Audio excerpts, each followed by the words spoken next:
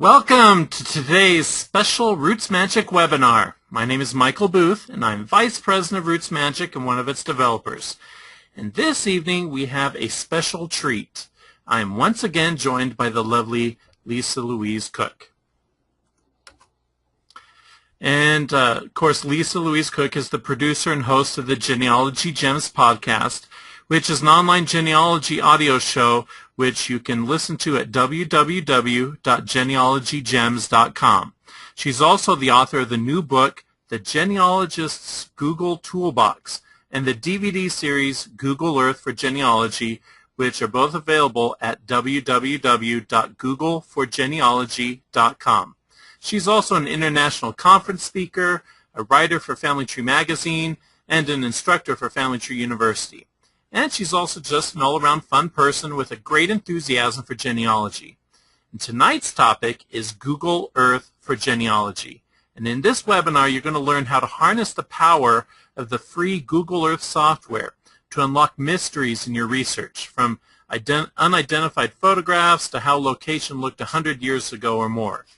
And you'll also see the potential that Google Earth has for helping you tell your family history stories in a compelling visual way that will fascinate your family.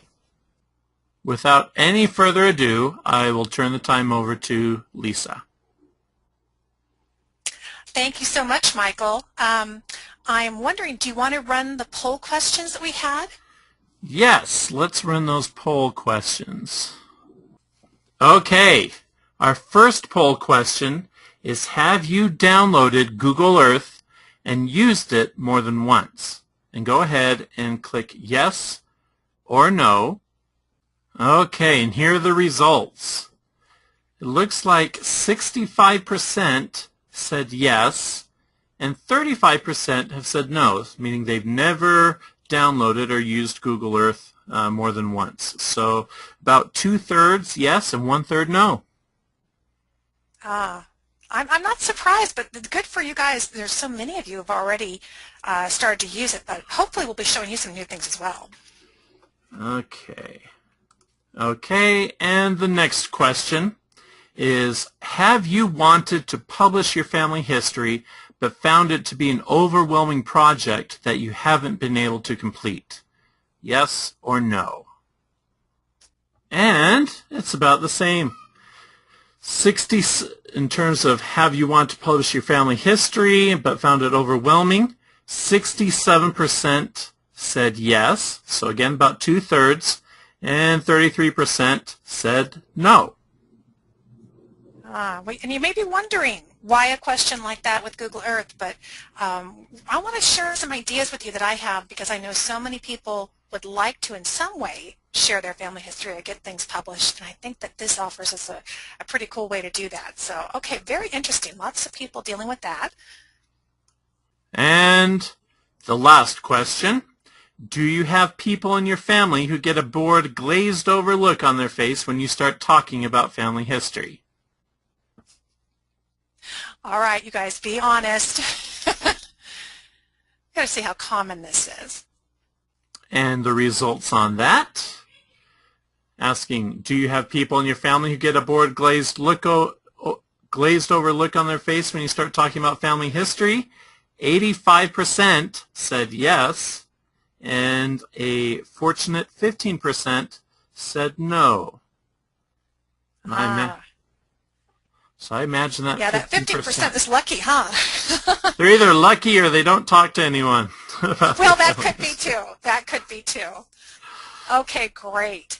Okay, well, welcome everybody. Kind of an interesting, eclectic mix of questions here, but I promise you they're all relevant, and I really appreciate you taking some time out of your busy schedule to get together and talk about one of what is my very favorite topics, which is Google Earth and using it for genealogy. Just again to reintroduce myself, and for some of you maybe who are not familiar with what I do the Genealogy Gems podcast. You can find us at genealogygems.com. And I'm going to minimize this little box here, okay? And that's basically a genealogy radio show, but it's pre-recorded. So it's kind of like the best of books on tape in terms of, or do they even listen to books on tape anymore? It's mostly MP3s, but you can listen to it, you can pause, fast forward, rewind, do it at your convenience. That's the great thing about it. But what we do is we just talk about family history, lots of different ideas, and Google Earth is one of the topics that I first introduced on the show and just found that there was so much there. We just kind of took it a little further, and now we're going around the country and sharing it with folks. We also have our free browser toolbar. You may have tried a toolbar in the past, like a Google toolbar, that type of thing. This one, all the buttons are geared for genealogy research. So it's free. You can find it at our website. You might want to try it out, give it a test run and see what you think. But there are some really cool buttons on there. And you can listen to the show and stream it while you're cruising the internet. And of course we have our smartphone apps and all that kind of good stuff. So hopefully if you enjoy what you're hearing tonight, you will enjoy continuing on with us into the future. But tonight we're talking about Google Earth and really how ideal it is for genealogy. You know, it goes back to that old saying you hear so much with real estate, which is, I really think it's all about location, location, location.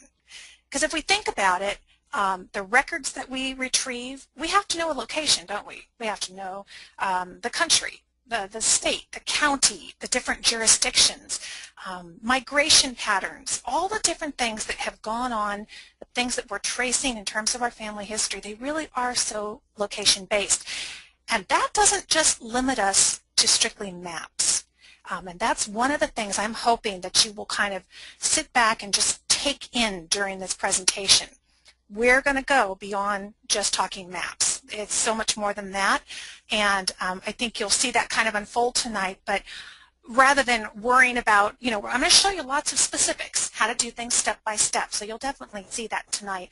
But I really hope, if nothing else, that you sit back and take in the possibilities and really consider how might this support and enhance what you're currently doing with your family history research. Hopefully these ideas are going to percolate as we're moving along tonight.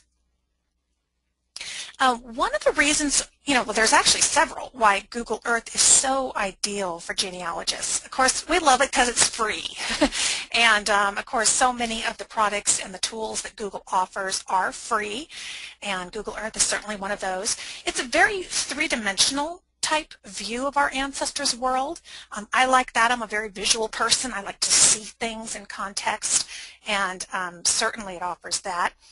And many people don't realize that Google Earth is tremendous in terms of its sharing capabilities. And I say video, but we're going to talk about that because it's not true an actual digital video. It's geographic file type recording that you can do, but it operates like video, and it's so simple to do, and it's built into the program, and you can share your maps and the information that you're putting together. And I really find, as I work with Google Earth, that it's just constantly giving me a new perspective on my ancestors' lives. I find myself pulling documents out of my files that I haven't looked at in a long time because I've already, you know, typed all the information into Roots Magic, and I've been, you know, got it all collected, and I've cited my sources, and I've neatly tucked those away. But I find myself pulling them back out and seeing them with a new perspective, realizing that there's more there to glean and to pull into Google Earth. And there is something about the visualization of all this data we've been collecting. And when you see it coming together in context, it's amazing how it can start to answer questions and pose new questions for you that maybe you hadn't considered before. But when you see it in a visual format, it just rings a bell when you realize, there's a new direction I need to go, or there's a logical reason why they did what they did. And I'm going to show you some examples of that. And also, Google Earth really does integrate with other genealogical sources really well. And certainly the Family Atlas program that Roots Magic has integrates with Google Earth, and all these documents we've been collecting, the different multimedia that you might be getting into, digital types of files, these can all come together in Google Earth. So let's talk real quickly for those of you, the 35% who have not yet downloaded the program. And I am guessing that some of you in the 65% maybe have downloaded it, but you may not have used it since the new version came out. Version 6.0 came out at the end of 2010, and it's available. So certainly you might want to go in and just double check, see which version you have. The new version is really slick. We're going to be showing it to you tonight. You just go to earth.google.com, big download Google Earth button that you see there. And of course they put you through the standard gyrations of agreeing to all their terms of service, and goodness knows what's all in there. But you know, they do collect information, and you are accessing the internet when you use Google Earth, so that's why they do that. One thing you'll notice here underneath where the Chrome icon is, there's a little checkbox here, and it says include Google Chrome. If you're kind of in a hurry and you don't want to spend the extra time to download that at the same time, just click that box and uncheck it, and that will speed up your download of Google Earth. But you may want to try Google Chrome. I've heard it's a terrific browser, and certainly you could do that all at the same time. And when you're all done, down here at the red arrow that I've put on here, just click the agree and download button, and here's where you'll end up. It says that you have successfully put your program on the computer. Now, here's a big difference for Google. Now, so much of what we do with Google is what we call cloud computing, right? It's all up on their servers. It's on their website. Gmail and Google Docs, all of those kinds of programs and tools. But in this case, Google Earth is a software program that we are downloading to our own personal computer. And so where do we find it? Well, if you go to your desktop, after you do this initial very quick download, you'll find this blue globe icon. It's going to be sitting on your desktop, and just like any other software program, and you click that, and that's going to launch the program. So that's one of the big major differences between Google Earth and many of the other Google tools that are out there. It isn't a program you're downloading onto your computer, but it is, as you use it, it's going to be accessing data and information from the internet at the same time. So it's kind of cloud computing in combination with your own PC computing. So after you've downloaded it, you click this icon that you find on your desktop, and here we are. It'll open up, and typically you'll get this tip box. And I show this to you just to encourage you, particularly if you're a fairly new user or you haven't used it very often. They actually do update these tips, and so it's worth reading through. You can even scroll through them here. You can do previous tip and next tip, but this is a great little tutorial to learn more about how the program works. But I'm going to take you through a very quick overview tutorial because I find very often most people who have used Google Earth who say, yes, I have it on my computer, you know, they have typed in their home address, like we all do, admit it, and they've gone in and searched and found their home and that kind of thing. I find very often they don't fully understand the interface of the program, which can make it frustrating. And I don't want you to give up on using it. So let's talk about how the program's laid out. Now I've added these red boxes here just so you can really focus in on what I'm talking about on each slide. First off, here on the left-hand side, these are the panels, and this is what the program looks like when it opens up on your computer. The panel is made up of actually 3 different panels. Here at the top, you've got the search panel, and in the center, you have a places panel, and at the bottom, you have layers. And you can see each one is kind of this light gray bar with the name of the panel. They open and close with a little arrow there. To do the search, I really think the future in terms of Google Search and Google Earth is that this is all merging together. I find myself more and more doing my Google searching right from within Google Earth, particularly when I'm doing family history researching, because Google Earth now allows the internet to come into the program without having to leave it, and it brings in all the same results. You can search businesses. It's pretty comprehensive, and I think it's going to continue to merge together, if you will. The thing I want to make you aware of in terms of the Places panel is when you think of the Places panel, this is the window to your computer. This is your view of your hard drive. So for example, if you're on a PC and you use Windows Explorer, let's say, and that's how you make folders on your hard drive, that's how you go and you find the files that you've saved. The Places panel is just Google Earth giving you a little window to the files that currently exist on your hard drive that you're using in conjunction with Google Earth. It just saves you the time of having to go back out into your hard drive or your manager or whatever it is that you use on your computer and messing around with files.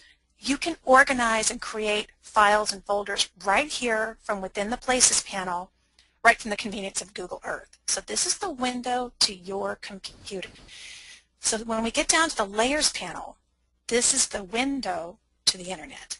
That's the big distinction, and I find that people tend to kind of blend this all together in their minds and when they're using it. But here you're working with files on your computer on Places, and down here in Layers, you're accessing tools and data and collections and information that are online. And that's why we need to be online and connected to the Internet when we're using Google Earth. And certainly you have probably noticed if you have a very slow speed connection that affects your ability to run within Google Earth. And of course search panel is the Google search engine itself. So let's talk about the search panel. Very simple. Now another misconception is that people often think they have to have the actual address to go and search for a location, but of course that's not true. You can just type the name. You can type the town name, you can type in museum if you want to, whatever you're looking for. It's going to give you this Google results list, much like you would find in Google search, and it'll say, okay, well here's the top matches that I found to what I think you're asking me for, which one do you want? But let me show you an example of that. Let's do some flying ourselves, okay? Here it is on our desktop. We're going to launch Google Earth. And we're going to come up here to the search panel, and I'm going to just type in Library of Congress. So I don't know what the address is. I might not even, let's say I didn't even know it was in Washington, D.C. I can put the name of this place. And Google Earth here gives me a list of results. And the first one is the one that I'm looking for. So if I click on that link, it's going to zoom right in to where the Library of Congress is located. And actually, as you can see, it's marking some of the other buildings that are in conjunction with the Library of Congress, like the Jefferson Building. So we can zoom in here a little closer. We can use this brand new Street View from version 6.0. You just drag the little peg man and drop it right in. And there we go. I love this new Street View. And here I am. I'm actually navigating with the arrow keys on my keyboard. We can use the tools up in the right-hand corner if we want. We can click and drag with our mouse, but you can literally almost like drive using these arrow keys. So if I'm going forward like this, I can press the up arrow. If I want to back up, I can press the back arrow, or side to side. And we can move to the left and move to the right. So what they've done here is they've taken those individual bubbles that we used to see in 5.0, and they've kind of knitted them all together. And so now they're more seamless. So as you can see, we're not even looking at bubbles on the street anymore, those spheres for Street View. It's all integrated. Once you drop the peg man on there, you go straight into it. And as you can see, I can go back to my results list. I can click on the other items that it brought up in conjunction with the Library of Congress, and I can get a view where they stand in relationship to this location. So that's just a really quick look at flying in and searching for a location, but you could put a specific address, or you can just do what you know of the location and go from there. And let's talk a little more specifically about the Places panel. Now, I mentioned to you this is the window to your computer, your computer's hard drive. So you can see here I've put some of these red arrows to point. I'm talking here about the Places panel, and here I've created a surname file folder right here from within Places. It's called Burkett, and inside that folder I've marked a location. This is a home where my great-grandfather had lived. So this, and I can click and I can drag that location. I could drop it in a different folder. I can create additional folders. So it's really good to be thinking about right off the bat how you want to organize things. Don't be afraid to go ahead and just make folders. Keep it organized so you can just keep open what it is you're working on and not be sidetracked with all these files that start piling up. And I'll show you some more examples and specifically how to create these. But as you can see, this file management is happening right on your computer from within the program. And that's what we mean by the window to your computer. And then down here again in the layers panel, this is the bottom area of the panel. This again is the window to the internet. So all of these different items are what they call geographic points of interest. They are partnerships that Google has gone into with other companies who have different kinds of data. And by activating these different boxes in the layers panel, you can activate and pull in this data that resides out there on the cloud, out there in the internet, and bring it into the map that you're working on and the item that you're working on in Google Earth. And we will look at several different ways that you can do that. And finally, here this red box is showing you that this is called a 3D viewer, this whole big section here. So if you hear that term, it's 3D viewer. And along the top of it here, you'll find that there's a toolbar. These are built into the program, just quick little buttons that do different functions within Google Earth. They're built into the program. As you can see here, this little camera, that's that video function that I was talking about. You can click that and start recording the map. And we're going to use a couple of these tonight. And here's another one. Oftentimes people are working in Google Earth and they'll say, I'm pulling my hair out. I know I saw those navigation tools and now I can't find them anywhere. Well, here's the trick. You have to take your mouse to the upper right-hand corner of that 3D viewer and just hover it. Hover the mouse. And the navigation tools will come forward and you can see them and work with them. When you move your mouse away from that area, they disappear. Google Earth is trying to be helpful. It's trying to give you more visual space of your map. But I know the first time I got into Google Earth, I kept getting confused about why is it disappearing? So that's the answer. If you don't see the navigation tools and you need them, take your mouse, go hover up in this right-hand corner of the 3D viewer, and they will pop right back up. And of course, with the new version 6.0, you're going to be using your arrow keys on your keyboard quite a bit too. So we want to explore our ancestors' lives. And we can do this with historic maps. And you may not have known this, but there are many historic maps available online that can be directly connected to Google Earth. It's a very powerful way to get a very up close and personal view of these locations that we're finding in our genealogical documents. Now, one of the collection that Google Earth has the partnership with is the David Rumsey collection. Now, David Rumsey lives here in my area, in the San Francisco Bay Area. He's a cartographer who has had a personal passion for old maps. He's been collecting historic maps for many, many years, 30 years. He's got over 150,000 of them. And he has managed, last I checked, David had digitized up to about 22,000 of his maps. He makes these maps available for free. Yes, we said free on his website. It's davidrumsey.com. His maps range from 1630 all the way up to 1930. You'll find as we work with some of them, you can access them through Google Earth, and sometimes they don't fit perfectly, but that's only because they're only as good as the map makers at the time that they were made. And of course we know that sometimes their perspective on things was a little bit off, so sometimes you'll notice that. But it actually reveals some of the interesting information about the misconceptions that people had 100 or 200 or 300 years ago about the land that they were inhabiting.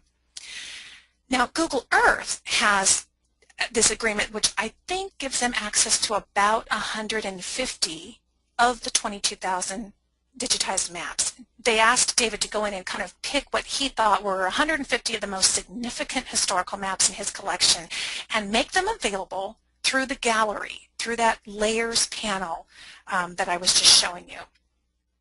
So you might want to make note, davidrumsey.com, because I'm going to show you how to access these maps directly through Google Earth. But we're also going to talk about how you can create your own historic map collection, which means you can go out onto the internet, you can go into the library and photocopy maps from books and digitize them, and you can pull these in yourself and make your own historic digital map collection, which I think is really exciting. So one of the ways in which I first started using these David Rumsey historic maps was I had a problem, right?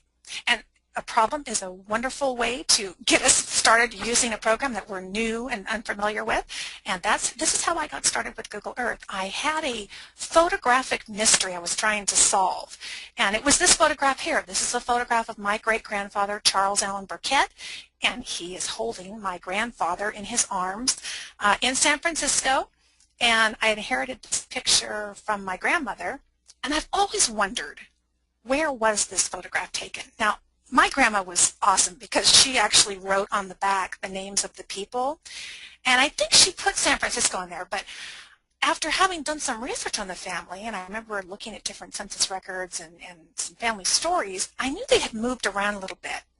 And so I was real curious to find out, could I identify, using Google Earth, the exact street corner where this was taken? Well, let's see. The first thing that you notice about this is that Grandpa, he looks like he's maybe 6 months old, okay? Now, he was born 2 months before the Great San Francisco, or actually 2 months after the Great San Francisco earthquake in June of 1906. So can you imagine, ladies, being 7 months pregnant, as my great-grandmother was, living through this earthquake in San Francisco? So we're figuring then that puts this picture somewhere in late 1906, early 1907, I'm guessing. And certainly they moved around. You know, if you look at it, Grandpa kind of looks like he's in his, great-grandpa looks like he's in his shirt sleeves. So maybe kind of think that maybe this was taken outside one of their homes. And particularly because maybe Grandma's taken the picture, but which home was this taken outside of was the big question. And of course, as I said, I had a couple different addresses that I'd collected over time.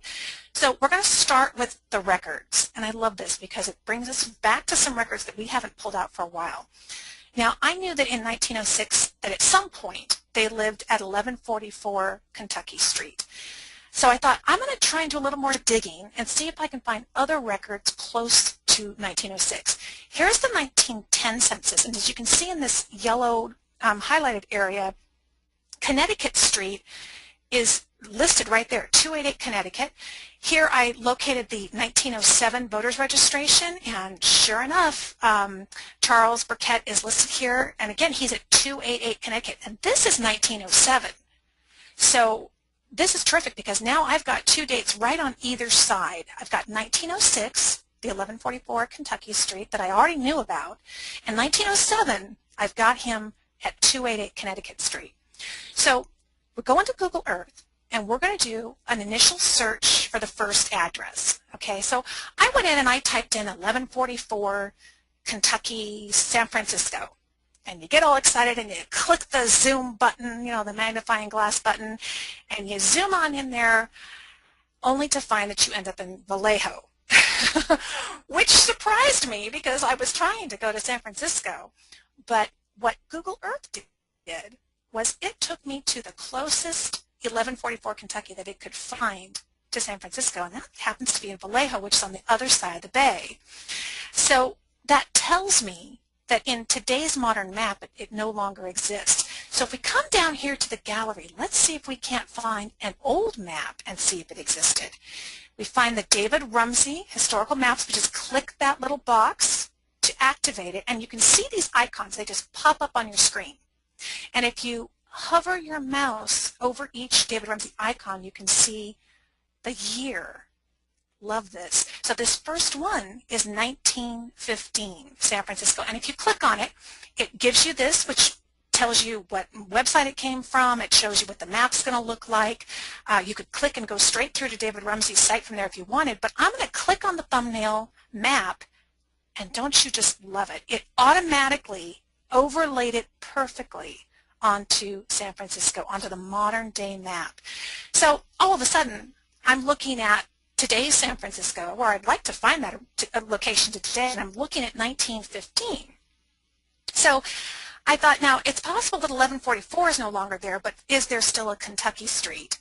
So you got to double check that. Sometimes the numbers change, but with that search, it was no different. There is no Kentucky Street any longer in the modern day San Francisco.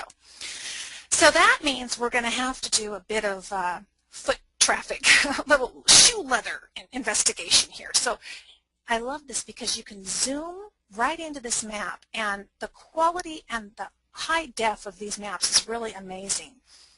You can zoom in quite a bit and get a lot of detail, and you can start to see the names of these streets. Now, there's an area called Potrero Hill, and I remember that it's a bunch of states that the streets are named for. So I headed to that area, and I just started clicking on the screen, and we just grab the screen and just kind of pull it along like this. There's Connecticut, there's Minnesota, and there is Kentucky. So here it is in big, dark letters. It looks like it was a main thoroughfare, which may explain why that street is no longer named Kentucky, because of course they often rename the large thoroughfares. I'm going to come over here, and I want to unclick the Rumsey Historic Maps, and we need to unclick it in Places. This is the temporary map file. Now, you saw it disappeared, but it's still there. It's just not activated, okay? The temporary file is still on our hard drive. So the nice thing about this is I can go in and look and see, well, what is that street today? If I come down to Layers and click Roads, Google pulls in all this data off the internet, and it labels the street, and look, it tells me that this is 3rd Street.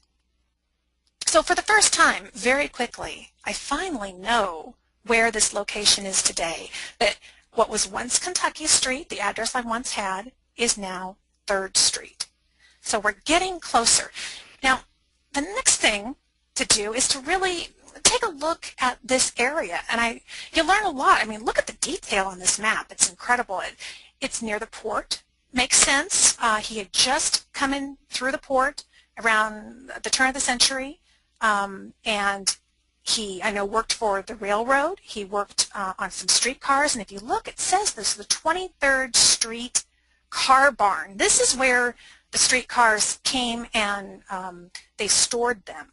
So that made a lot of sense. I have a photograph of him standing in front of that streetcar.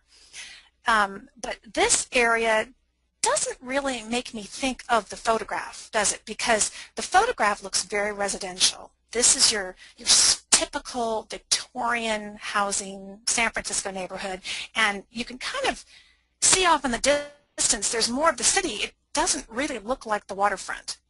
So that makes me think that, you know, just from what we've learned so far about seeing it on the map, this may not be Kentucky Street, but is it Connecticut Street? So that is our next question.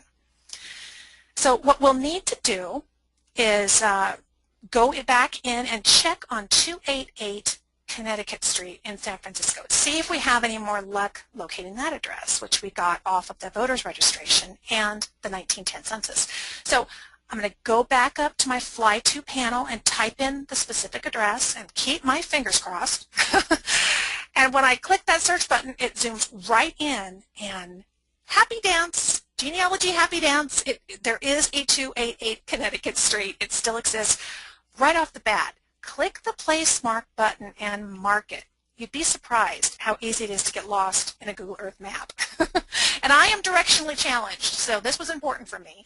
I just typed in, hey, this is the possible photo location. I've marked it so that I know where it is.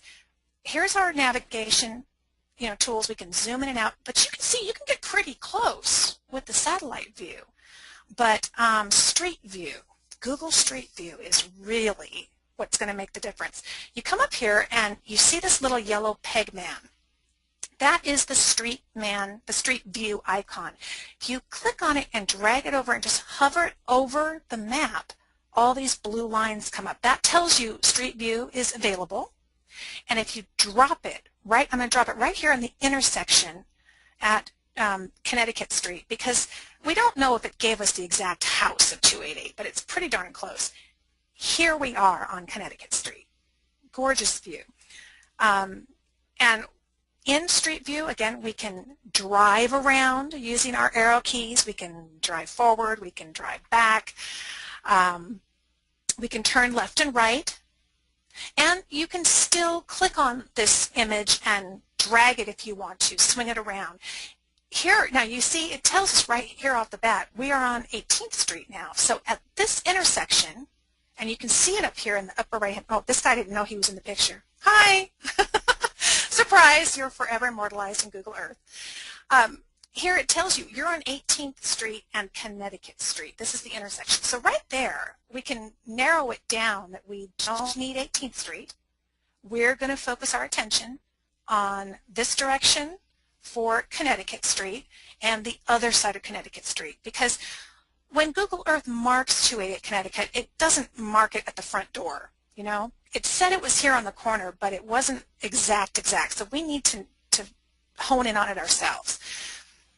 So looking at this, you can really get a perspective on the neighborhood as it stands today, but it would be really interesting to compare it to the photograph and be able to look side by side and see if we can see some similarities or spot if this is the location. But what really encouraged me was it is a very residential location. And here we are at the picture. Now, what I recommend is you can put these kind of side by side. So you can open up your Google Earth, get into Street View, and then you can go onto your hard drive. In this case, we are going to go into, say, Windows Explorer or your hard drive separately in a separate window. And that way, we'll be able to pull up the photograph and resize it by side. So here I am. I'm going to grab this photo in my Windows Media Viewer, the photo viewer, just resize it, and then bring it back up so that it's side by side. There we go. Okay. So now we're going to look and we can see that it looks like it's kind of downhill this direction. And if I look at that picture, it really looks like it's downhill, not uphill. So we're going to move around a little bit here and focus on this side of Connecticut Street. And as you can see, he's standing on the left-hand side of the street. So we've now narrowed it down to one side of one street at this intersection. So we've got them side by side. Now we need to really kind of put on our forensic hat, right? In the cases when everything kind of looks the same, we want to look for what is unique. What stands out is something quite different. And here is something that caught my eye in the original photograph. They call it, I think, dental molding. It looks like dental teeth along the bottom, and it's this odd molding across the top of this building behind the awning. If there was an awning, it's no longer there today, but that building, chances are, is still there. And you can see on the side there's this horizontal siding. Now, siding can change, but it's really interesting as we look from house to house on, do you recognize it? I bet some of you guys spotted it already.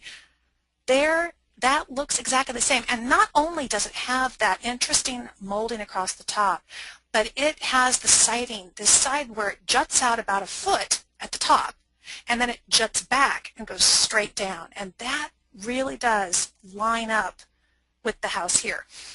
Now, I encourage you, look for other points. Don't just find one item that matches. Now, you see the house next to it, it has that barn roof, and that matches up with the point. I think we can feel pretty confident. This is 288 Connecticut Street. And I have to tell you, I was just ecstatic when it just hit me right there on my screen the first time I looked at this. This is it. And I'm able to put this information now onto the photograph, and I can say with all certainty that I can put this in conjunction with that census record and start to tell this story. Now, of course, we can get excited. We've accomplished our task, but there's so much more here to know. First of all, here, we can zoom. Look how close you can zoom in, and you can see right there on the door, 288 Connecticut Street. And that is something I want to remind you to keep in mind as you're working with Street View.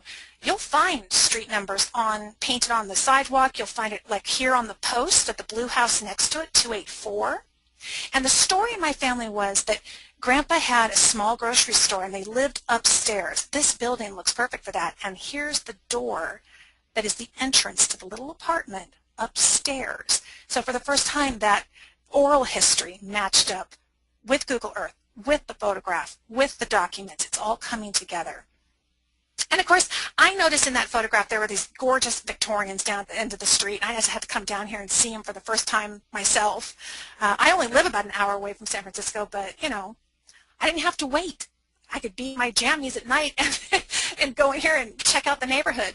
And you just click this upper button on the right to exit out and pull yourself out of Street View so that you can look at it more again from the bird's eye view. And we can zoom out a little bit here.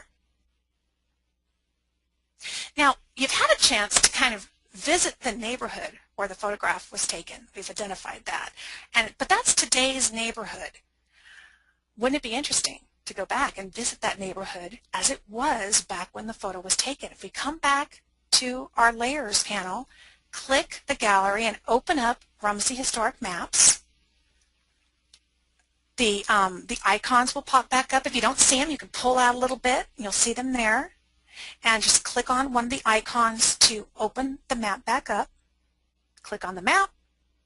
Okay, so as you see, my place mark still stands. So this is great because it really keeps you oriented. You don't have to kind of go jump back and forth. So let's go back in and visit the neighborhood. There's so much more we can learn by being able to visit here virtually back in 1915 as well. So it was interesting to me that, again, they were so close to the port, to the 23rd Street car barn, and look how close they are to Kentucky. I think that's really interesting. They didn't move that far. But even more interesting to me was when I marked the 288 Connecticut, and I can see here where he worked. I can see where the house was on Kentucky before he moved there, and look, almost right directly on the other side is San Francisco Hospital. And the fascinating thing to me about that was that it brought instantly back to my mind an oral history story that I had heard, that when Grandpa first arrived in town, he had pneumonia. They took him to San Francisco Hospital, and he met my great-grandmother there. She was a nurse. So lots of logic. Isn't it interesting when we look at these maps? We can plot them out, these locations. These photographs bring us back into these maps. And not only can we identify the old photo, but really you can see the logic behind how these people moved around. And in fact, I can tell you very quickly that later on I did some plotting of where the fire damage was from the 1906 earthquake, because there's a lot of websites online about that. And I was really interested to see if that's what prompted the move that he made from Kentucky to Connecticut, or was it just moving uptown? And sure enough, as I plotted it out and marked it in red, I realized that 1144 Kentucky is right inside the fire damage zone. And 288 Connecticut is safely up the hill, away from the fire and the damage zone.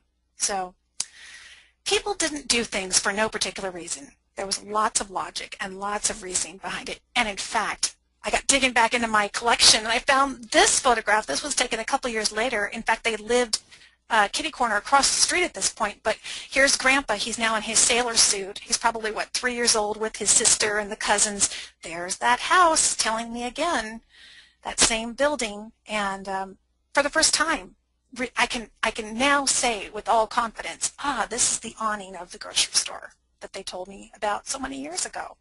Just, to me, fascinating. And I'm guessing that you may have some photographs in your collection where if you could identify the location, it would really help you pinpoint other things about the oral history. It's amazing how those things you've heard over time come flooding back as you start to see it. Not just read about it, but see it.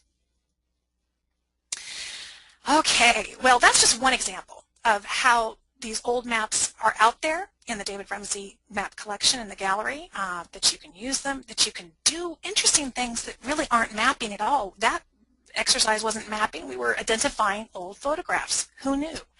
But we're going to just switch gears because I want to talk to you about these Homestead records. Many of you I know have gone to the BLM website and done Homestead records. And for those of you in Canada, you'll find, of course, there's a wonderful collection growing at collectionscanada.gc.ca. And we oftentimes find these original Homestead records that were obtained by our ancestors, and wouldn't it be interesting to know exactly where these were located? So, you know, here's one of my ancestor, and people got homesteads and land patents for a variety of reasons. But these are all digitized now, at least here in the U.S., and they are collecting more in Canada, and you can find them here at the Bureau of Land Management. They were often given them because of military service as kind of a compensation. They sometimes just purchase their land at great discounts sometimes from the government. And here at this website, this Bureau of Land Management website is really improving. They're adding field notes, all kinds of things, the original surveys. And so we can come to this website, and I want to show you real quick how to locate a homestead record and then how to plot it on Google Earth. First of all, you can go to the glorecords.blm.gov. That's the website. And they have, across the top here, you can click on Search Land Patents. And you just need to know what was the state where they lived. Now, in my case, I was researching an ancestor who lived in Wisconsin. And so I come down here and select Wisconsin from the drop-down menu. And then I'm going to put in his last name. In this case, the last name was Lynch. So we just type that in there. And his first name was James. So we'll just enter that in and click the search button. And here we are with the results list. You've probably seen these before. Now, I know that my James Lynch was from Racine, so Racine County, we're in the right spot. We can click this little index card to go and take a look at that wonderful original handwritten land patent. And of course, now again, when I first got this, I was like, oh, mission accomplished. But you know, you come back and you can click the name is also hyperlinked, and it gives you all of these data cards, patent description and legal description. And it's interesting. I'm not a geographic expert by any means. And when I first opened this up, I looked and I thought, oh, that's real interesting. I have no clue what to do with all that information. I recognize some of it. You know, I know that some of that is talking about coordinates on a map, but here's how you can do it without having to know anything about maps. If you go to earthpoint.us, this is a free website. There is a subscription element to it, but it was created by Bill Clark, who used to work for the government in the mapping area, and he has done this now on his own now that he's retired. You go past the subscriptions and scroll down, click on Township. But if you scroll down, you'll find this free area, Convert Township Range and Section to Latitude and Longitude. So you might even want to open the windows side by side. You're going to be using the information off the land patent data card that we just pulled up on the Bureau of Land Management website, and we're going to enter the data starting at the top, because each item that you enter then pre-fills the next one and gives you your selection. So you'll want to start at the top and move down. Now, currently, for those of you in Canada or researching Canadian ancestors, he's working on it. There is not one, they don't have this yet for Canada, but it's coming. That's what he's told me. So right now, we're going to do a U.S. land patent. And so I'm going to just enter the township, the range, the section. All of this data is on the Bureau of Land Management card that we pulled up, and we'll just click Fly To on Google Earth. And the beauty of this is it automatically opens Google Earth for you. You didn't even have to have it open. And look what this does. We're going to zoom right in, and it took all that data and those coordinates, and it precisely plotted it on the Google Earth map. Very cool. I mean, I don't know how long it would have ever taken me to do that. Here it's done it for me.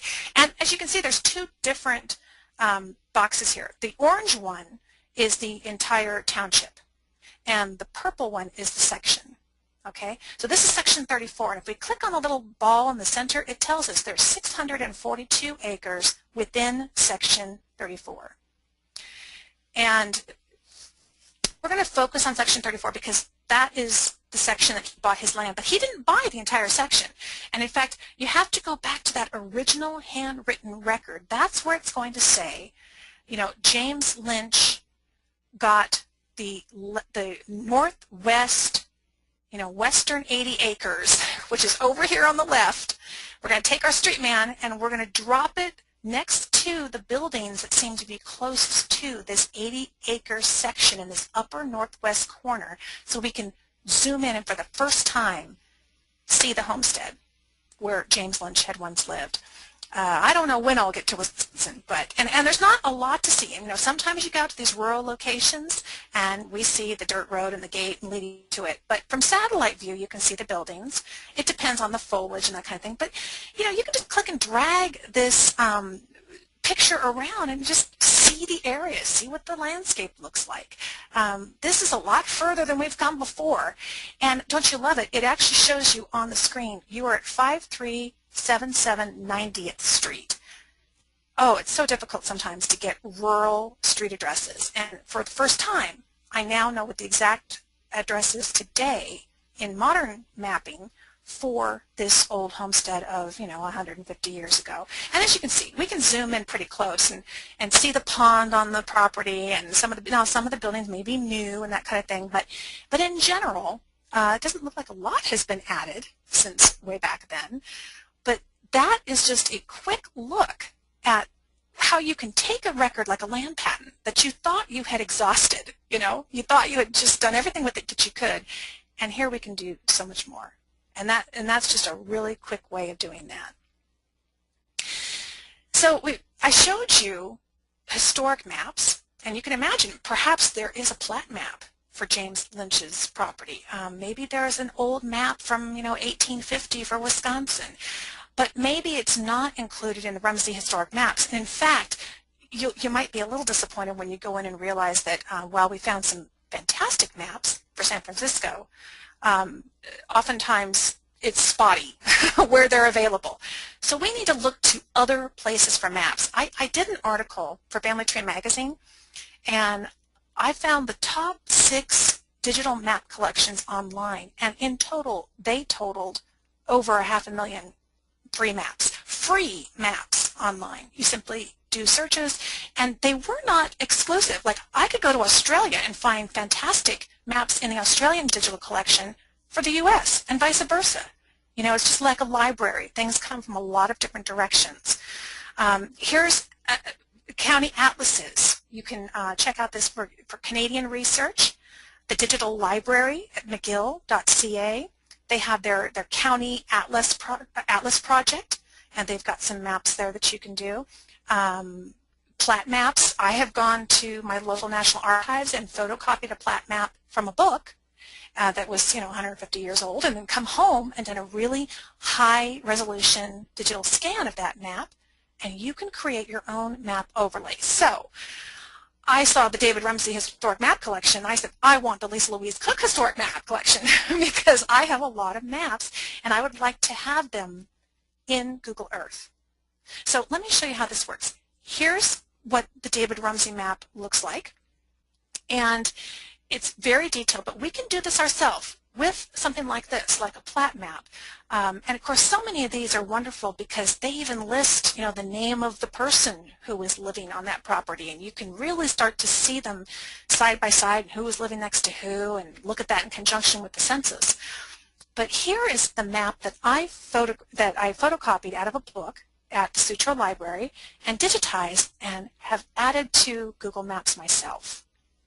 So here you can see in the highlight it says H. Burkett. That's Henry Burkett, a great-great-great-grandfather of mine, related to Charles in San Francisco. And he had 100 acres. And this map was great, but there is something about putting it into the context of the entire globe, and the entire U.S. map in Google Earth. And you can start to add other elements to it.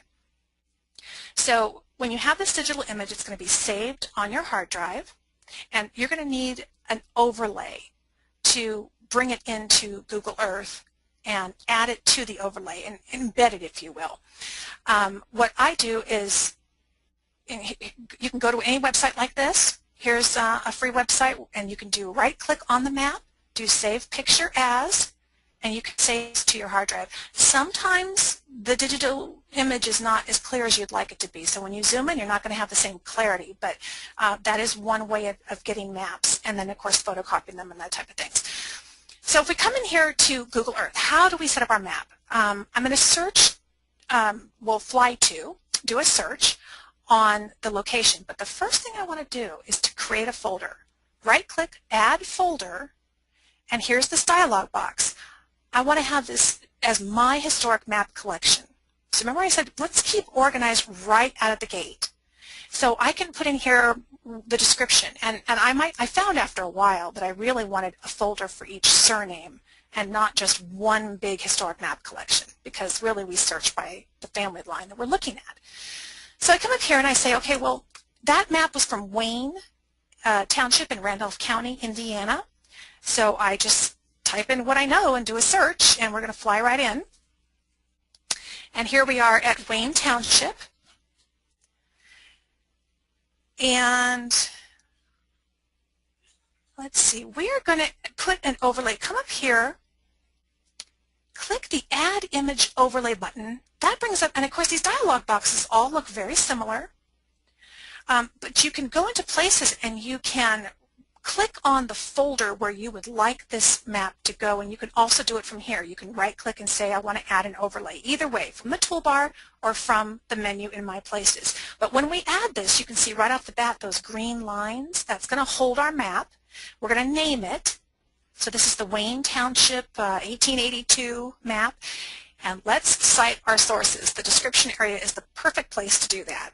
So we type in the information, the book that it came from. I got this from the History of Randolph County by E. Tucker. It was in 1881. Make sure you got the page number, which library was it at. We got to cite our sources.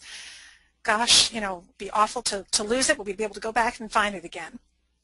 Okay, now we're going to keep the dialog box open. We're going to click the Browse button and locate that map that we digitized that's on our hard drive. So I'm going to navigate to where it is on my hard drive and just select the map, and it pops right into those green crosshairs.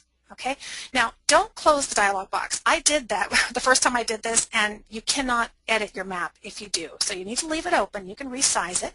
You can use this little lever to make it opaque or transparent. And you're going to need this tool because we have to line it up. When we brought it in, we didn't bring it to the exact perfect location the way the David Rumsey maps have already been set up, right? Somebody went in and they set them up that way. So we need to look at our map and see what's, again, unique about this map where we can line it up with today's modern map. And what I notice is this railroad line. It kind of comes in like a, well, it just meets up here like a fork in the road, right? And right where the two railroad lines meet, that point is the perfect spot to try and see if we can't locate that same spot on the modern map so we can at least line that up. You might need to make it transparent so we can see today's map. And if we move up here, it just sticks out like a sore thumb, doesn't it? You can see that. There, those two lines come in. They meet right there in the center of the town. This is going to be our marker, our spot for lining up the initial point of the map, and then we need to continue to resize from there. So just use your opaque tool back and forth, move your map around. Now you can see I'm clicking, it turns into, the mouse turns into a hand when I click the crosshair in the middle, and that moves the entire map, okay? And then each crosshair on the sides can also be stretched and pulled.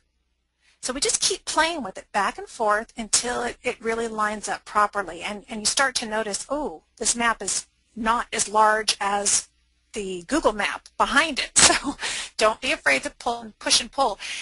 Another thing that you're going to be looking for in addition to lining up, let's say, a railroad like this, is there's rivers. There's other distinguishing marks that likely still exist today as they did on the map. So once we've lined up one point, don't stop there. Continue to stretch and pull and make sure that items like rivers are lining up. And as you can see, we need to pull this up here. See, and you can see right behind it, we're lining right up as it extends right off the map, that railroad line. It's looking pretty good. And see, once we have it set, we want to make sure that our lever is all the way over to opaque. When we close this, the map is going to look just like it does when we finish. So we're going to slide it to opaque, get it nice and bright, and then just click OK, and you have your first overlay, which means it's on your hard drive, it's in your Places panel. You can click the box at any time to activate it. You've named it, you know what it is, and now you can pull this up and work with it at any time. Pretty slick. It's amazing how the time is flying by, and I have one last thing to talk to you about, and that is one of the questions that we talked about. Well, actually, two of them. Now, I asked you about publishing your family history, and many of you were saying, yeah, that's kind of overwhelming. But I think everybody loves a good story. And this goes to the second question, which was, do you have these people with the glazed over look on their face when you start talking about your family history and they go, oh, no, here she comes again. I know, I have those too. I got to thinking about Google Earth and all these different elements that could be added to it. And what an interesting multimedia interactive storytelling mechanism. I mean, in the end, this is really about telling the stories. It's not just about spitting out the names and the dates, right? I mean, we start there, we want that data, but we really want to go back and be able to pull it together in context and tell the story. The sky is the limit, and I want to show you an example. I've picked a brief period of time. Harry Cooke, my husband's great-grandfather, I want to tell the story of his life in England from the time he was a blacksmith to a coachmaker to a car maker. Here, I put this little start button in there. You can add this yourself, and I put a little dialog box that explains to the viewer what they're going to be seeing here in England in this little tour about Harry Cooke and his life. And this is a recording done in Google Earth. The first camera icon, I've embedded a photograph. Ah, this is exciting. Now we're going to see the faces of the people who lived in these places. See a little photograph camera icon? As we move over, you can see where when he came to the train station at the turn of the century, around 1900, here is a postcard straight off of eBay that I added. It was like 99 cents, and it's the same year that he came. And then I found this video on YouTube. This gentleman had some old footage of old railroads and steam locomotives, and then he would go around town and film the same location today and show you how it had changed. And so I thought this was a great compliment to learning more about how things looked then and how things might look today, because we were actually on our way when I created this to England to go and visit Tunbridge Wells, which is where this is. And then, of course, I have his home, 5 Mount Field. This is where Harry's son Raymond was born. This is the house, and this is the photograph that I've had for a long time. I've put a little description there, and as I do Street View, let's zoom on in. Not only did I mark the spot, we can now go visit the spot and that home that he once lived in.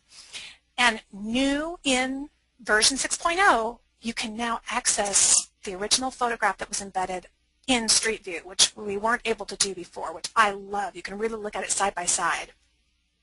And then we're going to pull back out and we're going to go to a place where Harry worked. This is a photograph. I actually got this on eBay. Harry is standing to the left of the car, and he worked on automobiles at the Broomhill Estate later in his life before he immigrated to Canada.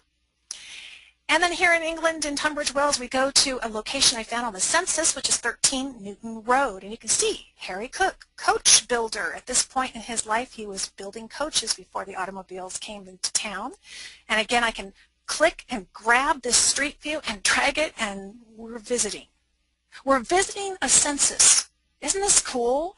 And I cropped that just in a simple photo editing program so that it really gave the viewer exactly what I wanted them to see, his name on the census record.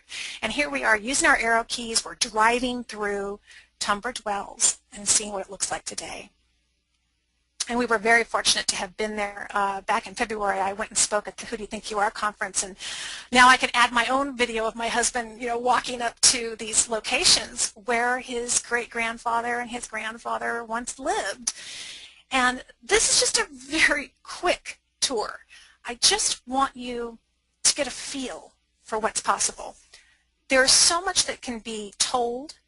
It's so interesting. Think of the young people in your life. I mean, is the binder on your shelf going to excite them, or is this going to excite them? Are they going to finally go, whoa, this is cool. Tell me about these people, and I want to go check it out.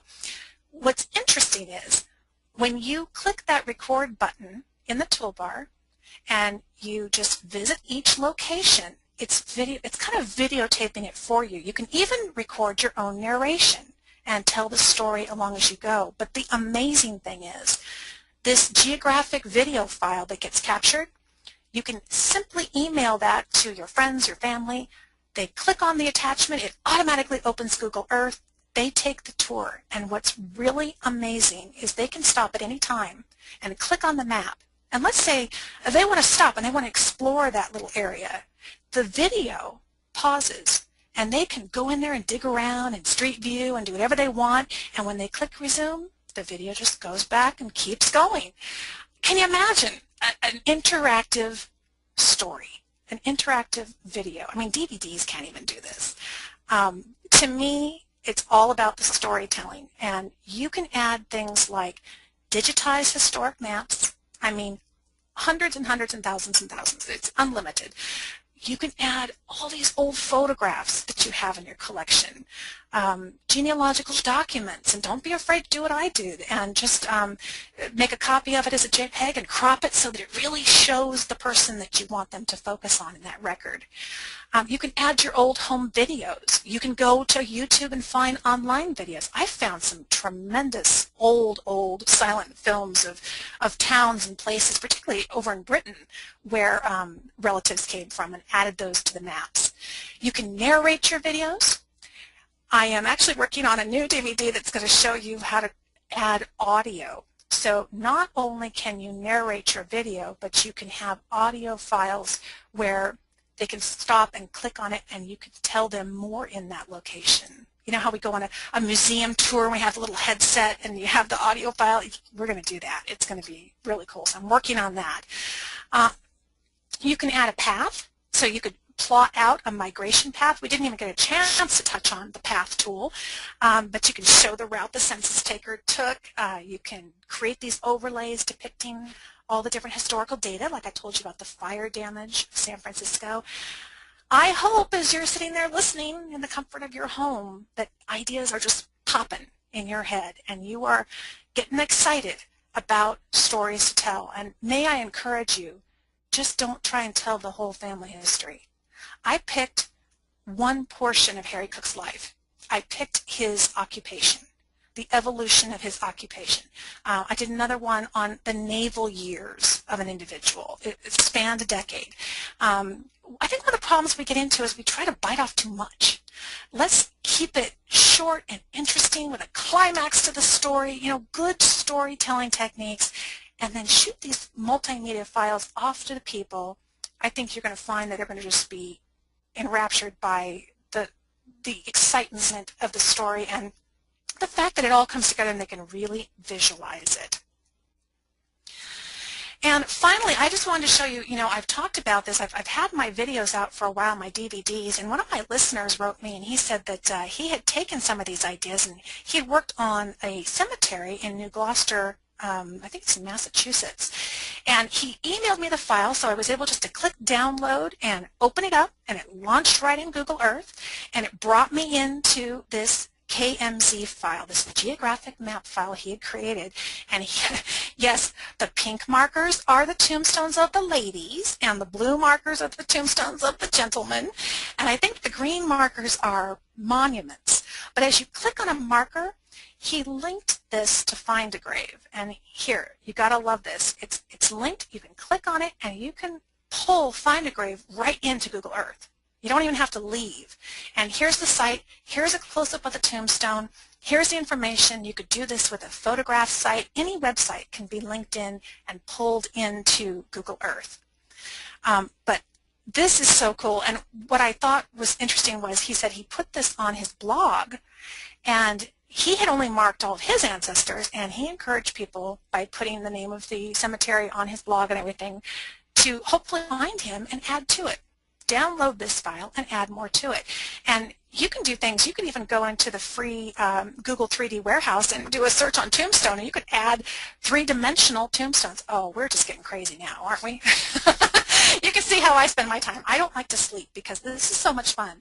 And look at this, a three-dimensional tombstone. You can download it. I actually found an old Victorian house from San Francisco in here, and I put that on the spot of 1144 Kentucky on my map because I wanted to mark the spot. And here I had this three-dimensional model of the house. And then here we go into Street View. Look, you can see this cemetery really quite, and those are the tombstones, and he marked and he linked to Find a Grave. Just a fantastic example of the creativity and the potential of the projects that you could create using Google Earth. So what I really want you to walk away from, and who knew this was going to be about storytelling? Here you thought you were getting into geography, and we are getting into maps, but really I want you to think about what the stories are that you want to tell, because the sky is truly the limit with Google Earth. Now, I have these videos that I've done, and if this has kind of struck a chord in you and you would like to know more about it, certainly I've got lots of resources available to you, and this is the bibliography for this presentation. All this material came from my new book, which is the Genealogist Google Toolbox, and then the Google Earth for Genealogy videos, Volume 1 and Volume 2, show it step-by-step in video where I'm narrating, and it's just like me sitting next to you at the computer and walking you through doing all these different projects. Volume 2 is very, very focused on the family history tour and how to build each of those components. And Michael, if you are there, I would love to give away some of these to a lucky listener or a lucky webinar attendee out there if you want to join me here on the webinar.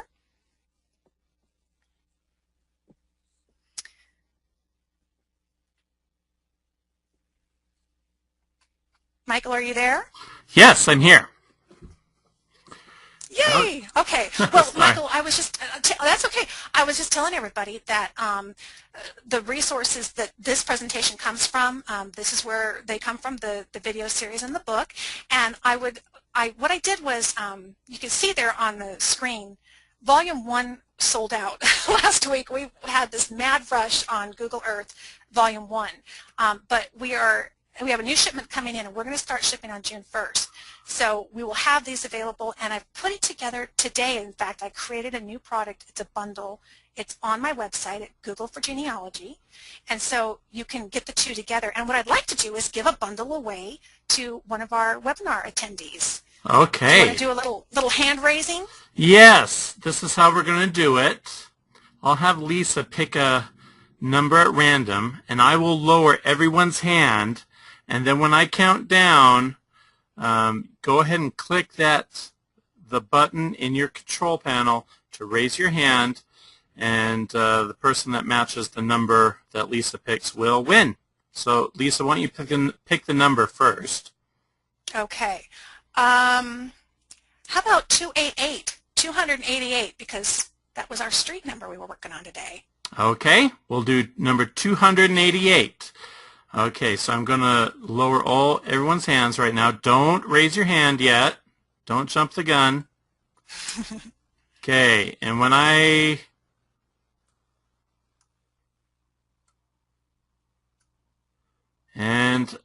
going to count down and then click your hand raising button. 5, 4, 3, 2, 1, now.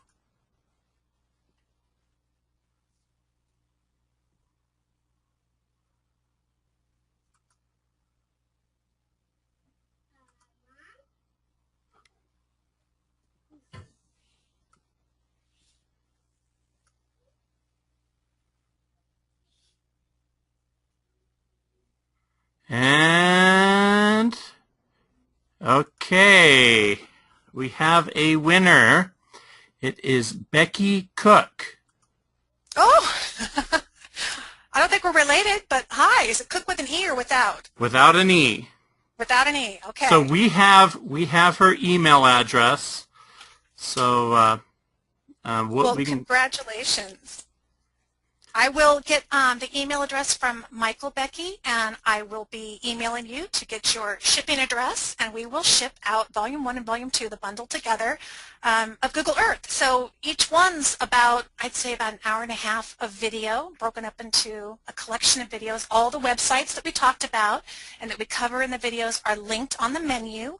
And Volume 1 is going to do all the homesteading and the photographs and the overlays, and then Volume 2 is going to get you into how you can embed all those goodies we showed you, the photographs and the videos and the documents, and create that tour. So I hope you have a blast with that. And Michael, I wanted to also give away a copy of the new book, just because, you know, we talked about there's a lot more Google tools. And I would love to give away a copy of the Genealogist Google Toolbox. Let's see. Let me pick a number for you. Okay, Okay, go ahead. Pick the number. I'm going to make it 23. 23. Okay, so I'm going to count down, starting at 5, and then raise your hand. Click the raise your hand button, and the 23rd person will win the Toolbox book. 5, 4, 3, 2, 1, 0.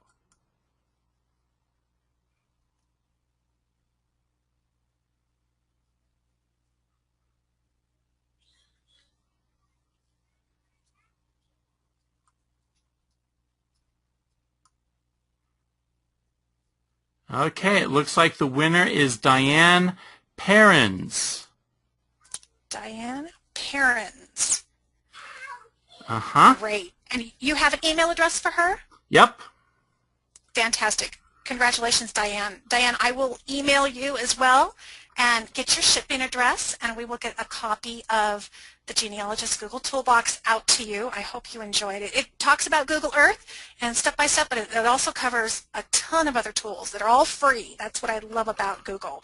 And just so all of you know, I did set up a coupon code, well, not a coupon code, but it's a discount, and it's on today. So I said that right before we came online. It's 15% off the book, and you can go to googleforgenealogy.com if you're interested in either one of those resources and click through, and we'll have that sale running up tonight through midnight, and that's Pacific time. So what is that? That's about 6 hours.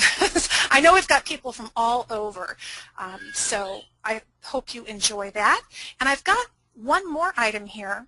Okay. If I can advance my screen. I wanted to give away a year premium membership, Genealogy Gems premium membership. I know a lot of you guys listen to the free show, and we have that at genealogygems.com, and it's at iTunes. But I always tell folks, if you like the free show, you'll really enjoy premium membership, because it's just a lot more of the same. And it's tons of videos. We've got lots of Google instructional videos, members-only podcast episodes, and the videos from Volume 1 are available to view online when you have membership. So I thought this would be kind of a fun giveaway for one lucky attendee. Oh, I need to think of a number. How about a solid 100? Okay, solid 100. Okay, so counting down, 5, 4, 3, 2, 1, 0.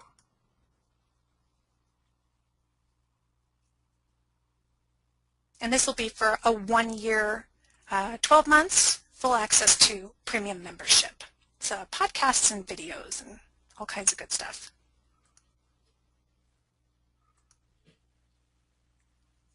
And actually there's a recording of another presentation I did on there as well. You got somebody? Yep, Norman Brown. Norman Brown. Yep. And great. We have his email address, and we'll send that to you. Okay. And Norman, that's easy, because what I'll do is I'm going to set you up in our system, and it's going to send you an email from Genealogy Gems. It's going to have your username and your password, so you'll be all ready to go. You can jump online and use premium membership tonight. That'll be good for a year. And may I suggest you might want to add Genealogy Gems podcast at gmail.com to your contacts, or check your spam folder if you don't see the email, because sometimes if it's a new address, email systems have challenges with that. And for the rest of you, happy to offer a 20% off if you're interested in a premium membership, or if you're currently a member, you can certainly extend your membership another year and add on and save 20% with the coupon. You just put in save 20 and that gets you 20% off. So I'm open for questions. If you have any questions that have come into you, Michael? Okay, we have had a couple questions. First of all, regarding your the DVDs which you make, will those work on a PC and a Mac? They will now, and in fact, they're built for PC, so the menu works on a PC. But there is a free program. It's called Flip for Mac, and we've added it to the back side of the cover of Volume 1, the new that's coming, the new DVDs that are coming in our next shipment. You go to flipformac.com, download that free program, and it will allow you to view all the videos that are Windows Media Video Player files. So it doesn't allow you to use the menu. But the menu is just a convenient way to access the videos, but you can watch all the videos on a Mac. I've got one and I use it here at home. Great. So yes, it'll work for both. Okay, and someone asked, does the toolbox, that's the book, does that also include the Google Earth DVDs? It does not. It includes several chapters that cover Google Earth, written out in step-by-step instructions. But I did the DVDs separate because I know me, I'm a very visual person, and a lot of people really want to see it and they want to hear me talking them through it as they're watching and working on Google Earth. So they're separate. There's the bundle and then the book is separate.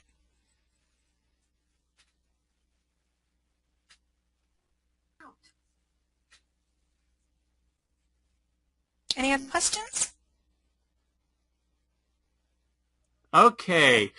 Someone asked, is a land patent the same as a homestead?